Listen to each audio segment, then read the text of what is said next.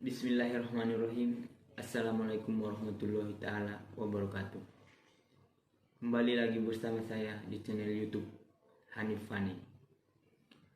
Dalam video kali ini saya akan mencoba membahas ataupun menceritakan sedikit tentang kehidupan masyarakat Kecamatan Dolok, Kabupaten Padang Laos Utara, yang beranjak dari sebuah ejekan yang cukup sangat menyakitkan dan juga didasari akan kecintaan terhadap tanah kelahiran, yaitu Kampung Sipiongot, Kecamatan Dolok. Dari sinilah timbul inisiatif saya untuk mencoba membuat vlog video dan serta turut ingin membagikan kepada teman-teman semua. Yang harapan saya pada video ini dapat menjelaskan pemahaman teman-teman yang masih beranggapan bahwasanya Sipiongot itu masih kolot, ortodok, primitif, dan lain sebagainya. Itu semua sudah tidak lagi, teman-teman. Hanya tinggal lagi, masih tertinggal. Dan itulah yang mau saya bahas pada video ini. Saya harap sebelum lanjut ke pembahasan, agar teman-teman sudi kiranya dapat sama-sama kita membangun channel ini dengan cara subscribe, like, dan serta setelah menonton video ini, kalau menurut teman-teman bermanfaat, dapat membagikannya.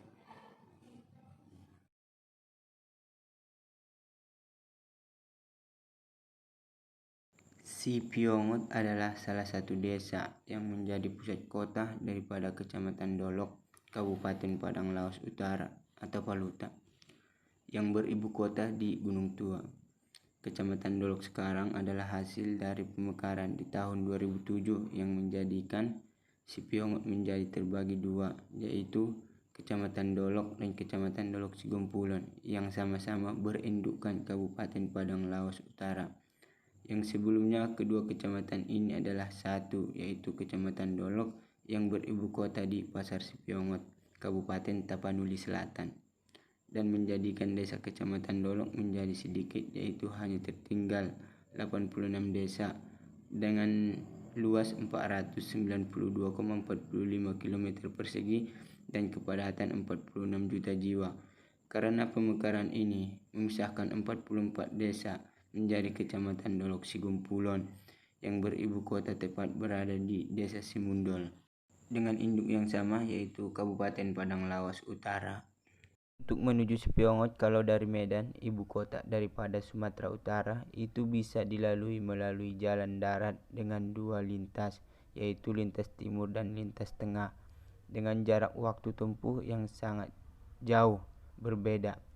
Yang kalau kita lewat jalan lintas timur itu membutuhkan waktu sekitar 8-9 jam dengan melewati Kisaran, Aikanopan, dan juga terus Rantau Perapat dan terus masuk ke Sipiongot. Beda halnya dengan lintas tengah yang perjalanannya agak lebih jauh, yaitu berkisar 11-12 jam yang melewati Kota Siantar yang bisa disebut juga Kota Beca, Parapat dengan keindahan Danau Toba, Siborong-borong yang terkenal dengan akan air sodanya, dan juga Tarutung yang cukup terkenal dengan akan kacang sihobuknya. Dan yang terakhir adalah Kota Spirok yang cukup terkenal dengan kopinya. Kalau hanya sampai Spirok, bisa jadi ini akan memungkinkan lebih dekat dan tentunya semakin singkat. Karena secara letak geografis, Sipiongot dan Spirok itu sama, deretannya sama, teman-teman. Tetapi apa yang kami dapatkan, kami ibarat sebuah rel yang bersebelahan dan berdekatan antara satu sama lain, tapi tidak pernah menyatu. Karena kondisi jalan yang sangat parah yang mungkin tidak layak untuk dilewati, membuat kami masyarakat daripada Kecamatan Dolok harus jauh memutar ke arah Sidimpuan, yaitu tepatnya Parsabolas, dan balik ke belakang ke arah Gunung Tua. Alasan inilah yang membuat kami orang Sipiongot sehingga kalau mau pulang kampung kami lebih memilih lewat lintas timur dibanding lintas tengah, dikarenakan kondisi jalan yang berlumpur dan sangat tidak layak untuk pengguna sepeda motor. Tak jarang mobil yang melintas di sini harus tersangkut dan kepater. Musim penghujan adalah mimpi buruk bagi siapapun yang melewati jalur ini. Masyarakat Kecamatan Dolok harus berjibaku dengan lengketnya tanah liat di sini. Jalan berliku, menanjak, hingga menukik curam adalah teman di setiap melalui jalur ini. Dari sini dapat dipastikan ada terlalu banyak bahaya yang mengintai atau mencengkam di setiap melalui jalur ini. Setelah terjadinya pemekaran, kampung atau desa di Spiongot hanya bersisa 86 desa, yang menurut saya itu sangat layak dapat ulur tangan daripada pemerintah. Harapan kami dulu, setelah terjadinya pemekaran, daerah ini akan menjadi sorotan bagi pemerintah dan dapat membawa perubahan. Karena media sebagai wadah ekspresi masyarakat memiliki peran yang begitu penting bagi desa untuk menuju kehidupan yang layak. Tapi justru di tengah kemajuan teknologi ini, kami serasa dianaktirkan di negeri sendiri, yang dimana kemajuan dan pengembangan di daerah lain bisa kami lihat dan bisa kami saksikan dengan mata kepala kami sendiri. Saya sendiri berpikir bahwa ketertinggalan kami ini hanyalah ketidaktahuan oleh pemerintah setempat maupun pusat. Saya sendiri juga tidak menyalahkan pemerintah maupun masyarakat setempat. Tetapi dengan adanya video ini, saya harap semoga masyarakat maupun teman-teman dapat membagikannya agar pemerintah daerah, lebih-lebih pemerintah pusat tahu bahwasanya Provinsi Sumatera Utara yang beribu kotakan Medan, yang katanya ibu kota nomor 3 terbesar setelah Jakarta dan Surabaya dan ibu kota nomor 1 setelah Pulau Jawa, itu masih ada yang masih persis seperti Afrikanya dunia dan Papuanya Indonesia, yaitu Kampung Sipiongot yang miskin di tanah yang kaya. Sipiongot yang terisolir di tengah kemajuan. Apakah karena masyarakat setempat belum pernah menorehkan tinta emas di kancah nasional maupun dunia, hingga alasan ini menjadikan kami luput dari perhatian? Saya rasa tidak begitu, karena di dalam Pancasila alinea kelima, keadilan sosial bagi seluruh rakyat Indonesia. Saya yakin dan percaya ini hanyalah ketidaktahuan pemerintah, bukan soal ketidakmauan pemerintah. Tetapi kenyataannya, kekayaan alam yang dimiliki tanah Sipiongot nyatanya belum dirasakan oleh sebagian masyarakatnya, karena masih ada masyarakat yang tidak mengerti dan tidak merasakan apa arti kaya itu sebenarnya, karena mereka hidup dengan segala keterbatasan. Dan ini adalah salah satu bukti bahwasanya daerah di tempat kami masih jauh tertinggal. Kami yang miskin di tanah yang kaya. Jika berbicara soal kekayaan alam di Indonesia, memang seakan tiada habisnya. Sayangnya, tidak semua daerah yang kaya akan hasil bumi berbanding lurus dengan kesejahteraan warganya. Kita semua sepakat bahwa ilmu pengetahuan menjadi kunci untuk membuka jendela demi melihat luasnya dunia, dan semua itu bisa diraih melalui pendidikan. Kesulitan transportasi akibat beratnya medan menjadi kendala akses.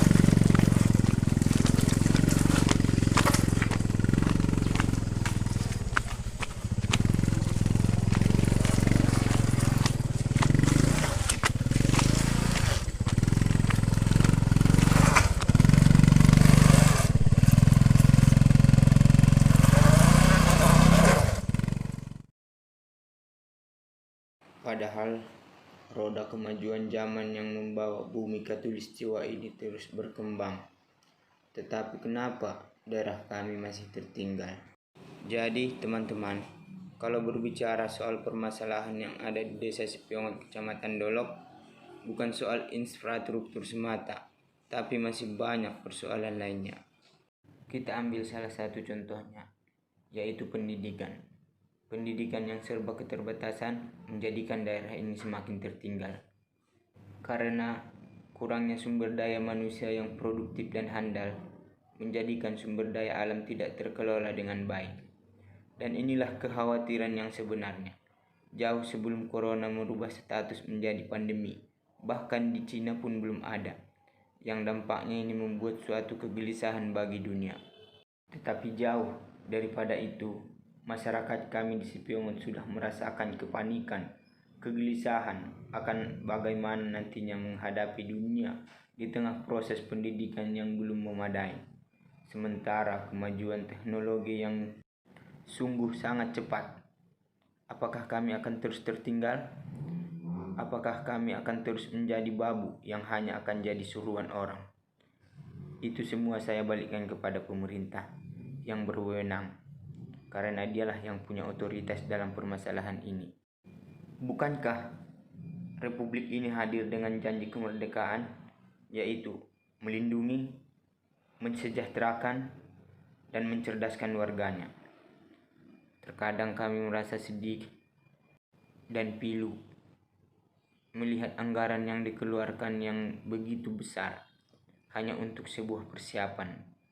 Contoh misalnya, dana yang dikeluarkan untuk menangani virus mencapai 400 triliun lebih. Dari sini dapat saya katakan negara ini adalah negara kaya, negara mampu. Hanya saja pemerintah belum tahu tempat tinggal kami Sipiongot bukan lagi sekedar butuh, tetapi memang sudah sangat layak diperhatikan.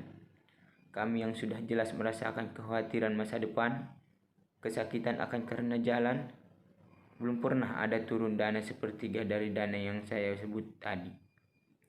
Saya harap setelah pandemi ini selesai, dimohon agar kami layak diperhatikan.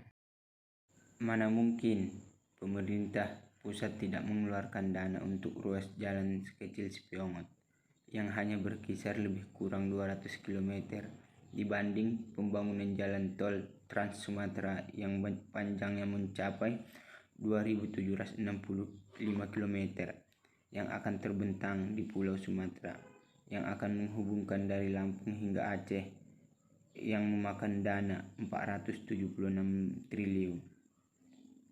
Terima kasih kepada pemerintah yang sudah bersusah payah untuk memajukan Pulau Sumatera. Tapi sekiranya pembangunan ini selesai, lantas tidak akan membuat masyarakat di Kecamatan Dolok Sipiongot akan turut senang dan bahagia. Karena kami, masyarakat Sipiongot, yang kami butuhkan adalah hanya jalan setapak yang bagus, yang bisa memajukan perekonomian di daerah tempat kami tinggal. Sekali lagi, ini adalah ketidaktahuan pemerintah, baik pusat maupun provinsi.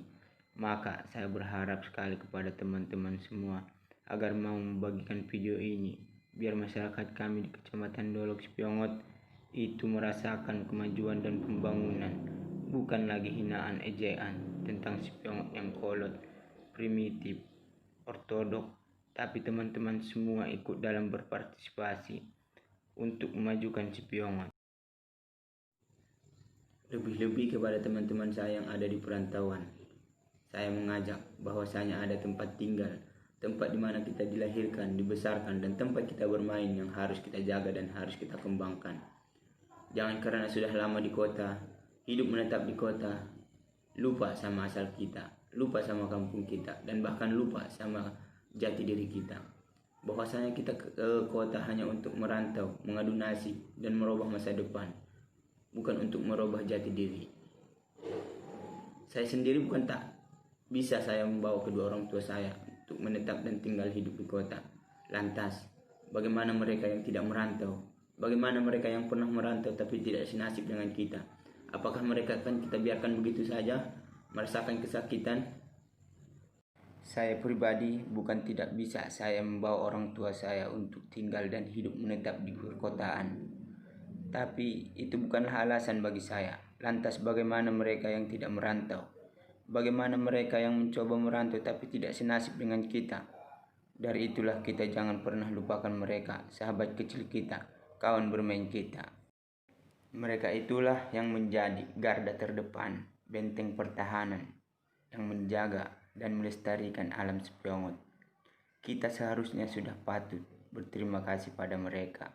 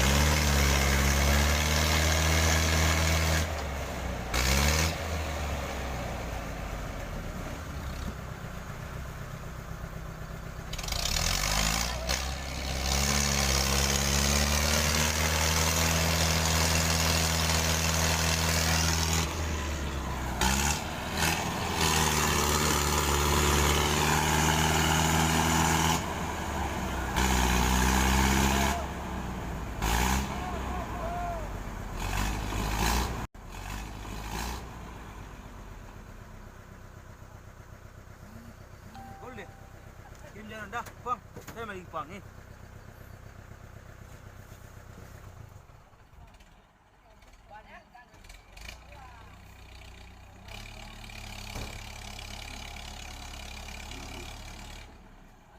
Nah, martir dulu.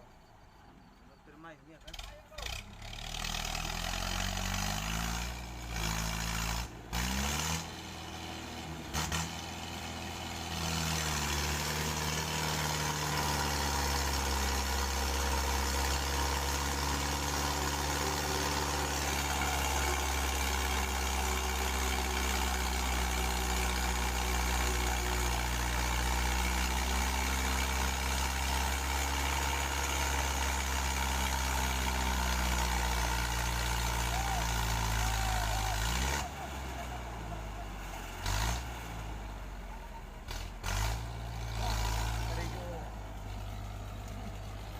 Mau ditarik lagi, Bang?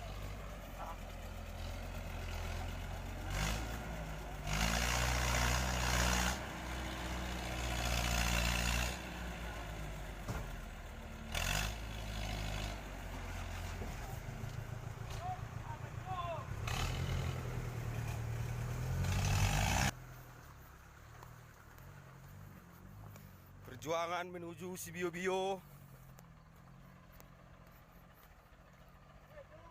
Lokasi lewat Gunung Maria.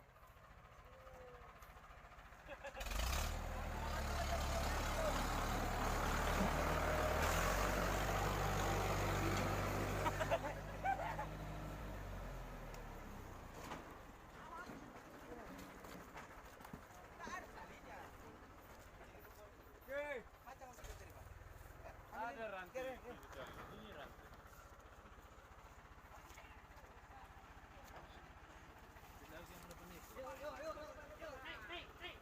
Betul lang, ini sekarang menjual. Menghidup ilau. Malu jauh tu nama kamera. Cangkul dulu, Bang. Iya kan?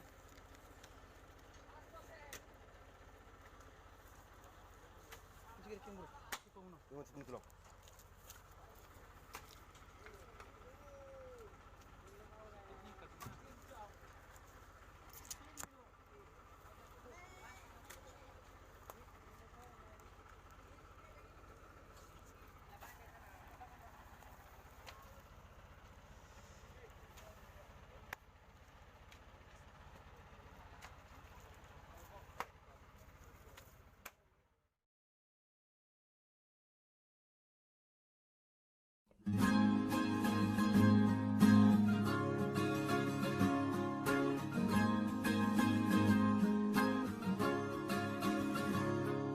Mimpi adalah kunci untuk kita menaklukkan dunia. Berlarilah tanpa lelah sampai engkau meraihnya. Laskar pelangi takkan terikat waktu. Bebaskan mimpimu di angkasa, warnai bintang di jiwa.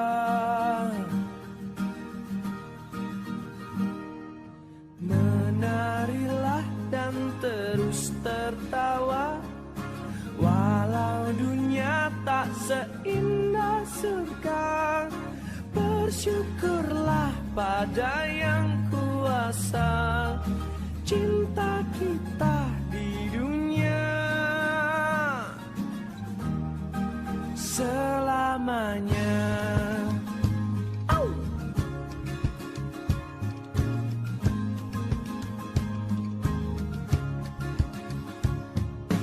Cinta kepada hidup, memberikan senyuman abadi. Walau hidup kadang tak adil, tapi cinta lengkapi kita.